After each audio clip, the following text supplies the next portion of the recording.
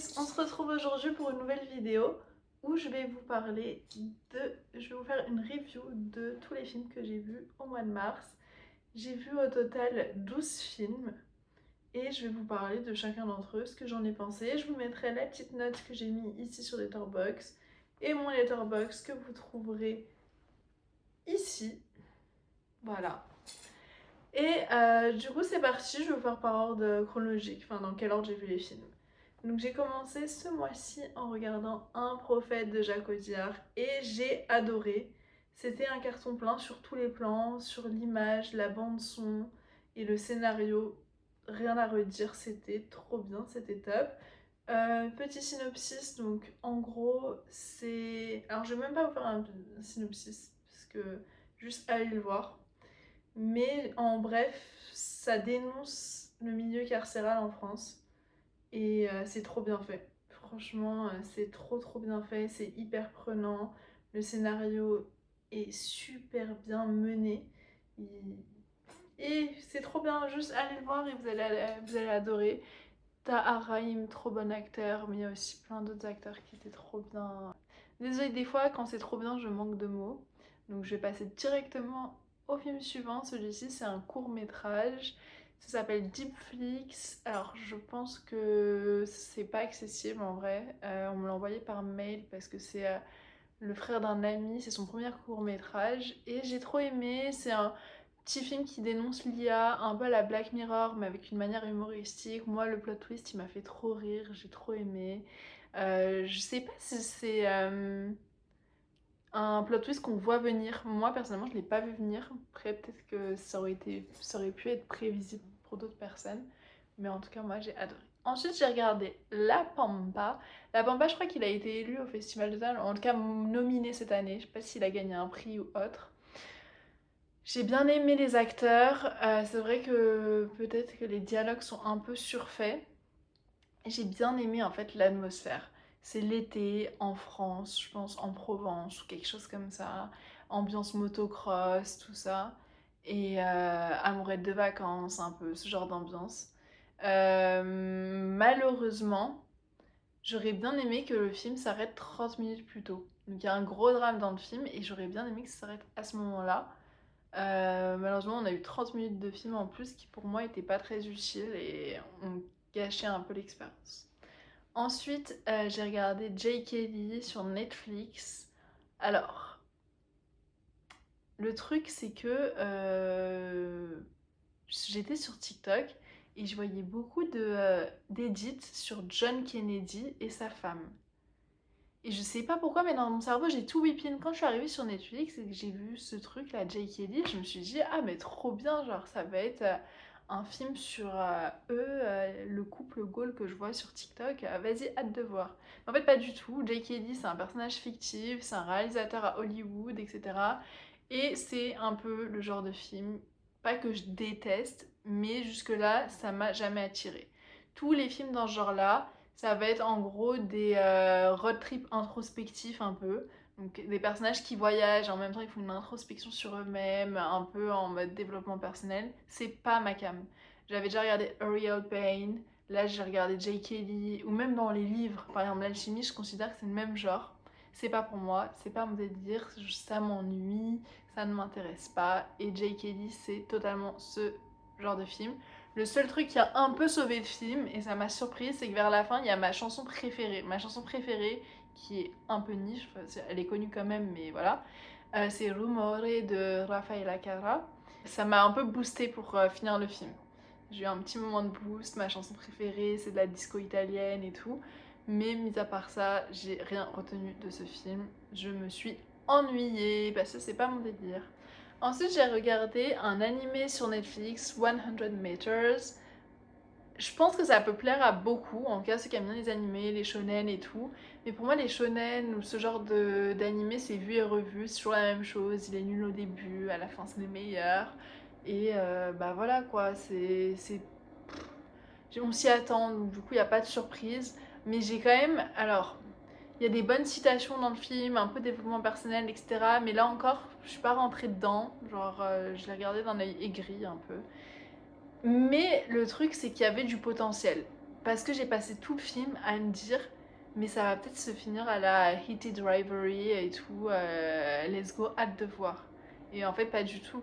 Le problème, c'est que quand je me fais un scénario dans ma tête qui est meilleur que le scénario lui-même, bah forcément à la fin je suis déçue. Du coup, bah ouais, déception et j'ai pas tant kiffé que ça. Ensuite, j'ai regardé Wuthering Heights, Léo de Hurlevent, et j'ai adoré.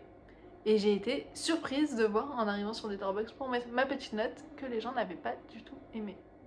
Donc du coup, je regarde un peu quels sont les commentaires, pourquoi les gens n'ont pas aimé. En fait, effectivement, peut-être que le jeu d'acteur, mais comment il s'appelle déjà l'acteur? Attendez, je vous le dis rapide. Désolée parce que je triche un peu parce que du coup j'ai Letterboxd derrière pour regarder juste les films que j'ai vus quoi. Ah oui voilà, Jacob Elordi, pardon, my bad.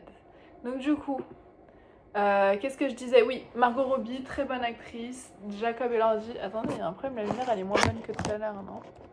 C'est pas grave, vous allez vous y faire. Margot Robbie, bien meilleure actrice. Le manque d'harmonie entre les deux, moi il m'a pas marqué tant que ça. Moi j'ai bien aimé un peu déjà le scénario plus l'image, ça c'est clair, et je pense que ça a fait l'unanimité. Maintenant si on parle de leur relation, c'est vrai que c'est une relation déjà très toxique, plus marquée sur le désir et la passion charnelle, mais je sais pas, moi j'aime bien ce petit côté toxique, c'est vrai que c'est loin d'être l'amour, un amour sain. On voit plus cet amour au début quand ils sont enfants, plus ils grandissent, plus ça devient n'importe quoi. Mais je sais pas, genre, les gens me disent on n'y croit pas. Moi, j'étais absorbée par l'histoire, j'y ai cru, je sais pas, mais j'ai trop aimé, j'ai adoré. Ensuite, je passe au film suivant, j'ai regardé Cinéma Paradiso. Cinéma Paradiso, film classique italien. J'avais trop envie de regarder un film italien et surtout, sur Letterboxd, c'est un film que je vois dans les favoris de beaucoup de personnes. Donc je dis ça va être un banger, faut absolument que je regarde ce film. Enfin c'est le film préféré de tout le monde, comment ça se fait.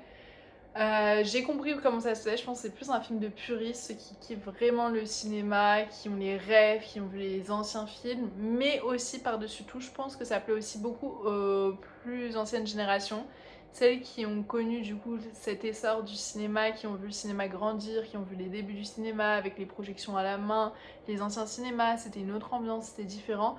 Donc je pense qu'il y a aussi pour ce côté nostalgique que ce film plaît énormément. Donc moi, effectivement, ça m'a plu. Je vous fais un petit synopsis. En fait, c'est un petit garçon qui se prend de passion pour le cinéma et qui devient meilleur ami avec le projectionniste de sa ville. Et du coup, le projectionniste lui partage le mentor et lui partage tout son savoir sur le cinéma. Donc c'est un très beau film, beau, émouvant, plein de belles références. Et c'est un bel hommage au cinéma. Après, au niveau du scénario, quoi que ce soit, ce sera pas mon film préféré, mais c'était vraiment top. Ensuite, j'ai regardé Noël. Noël qui est un film de Noël. Voilà. Je déteste les films de Noël. Et vous allez vous dire, pourquoi t'as regardé un film de Noël? Ben encore une fois, TikTok, j'ai vu un extrait de Penelope Cruz qui danse, j'ai trop aimé, je me suis dit c'est quoi ce film et tout. Il s'est avéré que c'est un film de Noël que je suis allée voir, ni une ni deux, et bah c'est nul. Après j'ai bien aimé la scène où Penelope Cruz elle danse. C'est juste au tout début, donc j'aurais tellement pu m'arrêter là, mais je suis allée jusqu'au bout. Et en fait, je sais pas, les films de Noël, c'est niais, c'est pas mon délire, mais pour ceux qui aiment bien les films de Noël, je pense que c'est un bon film de Noël. Je sais pas, j'ai pas l'expertise, j'ai l'impression que pour moi, c'est tous la même chose. Ensuite, j'ai regardé 20 ans d'écart ou 30 ans d'écart, je sais plus c'est quoi le titre, avec Virginia Efira et Pierre Ninet. C'est frais, c'est une petite comédie française, ça m'a fait plaisir de voir Paris, donc je pense que j'ai noté la moyenne, genre j'ai pas particulièrement de défauts à relever, ça m'a fait plaisir de le voir, mais j'ai pas non plus surkiffé. Voilà. Ensuite, j'ai regardé Weapons, c'était un peu, je crois, le thriller de cette année. Euh, C'est drôle, franchement, on rigole. On rigole, après, c'est pas mon délire, les thrillers, les films d'horreur et tout. J'accroche pas de fou. Pour le petit synopsis, du coup, c'est des gamins à 2h17 du matin, une nuit. Ils sortent tous de chez eux en courant, comme ça. Ils courent comme ça. Ils sortent tous de chez eux et les parents, le matin, ils se réveillent, bah, ils ont plus d'enfants. Sauf un enfant qui arrive en classe Et tous les autres, ils sont plus là, quoi. Enfin, je sais pas.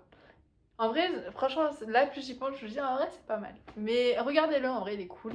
Ça fait un peu peur. Moi, j'avoue, du coup, comme ça fait peur, j'aime pas regarder toute seule. Du coup, je regarde accompagnée. Si vous aussi, vous êtes comme ça. Et après, je ferme les yeux. Il y a plein de scènes, je ferme les yeux, je suis comme ça.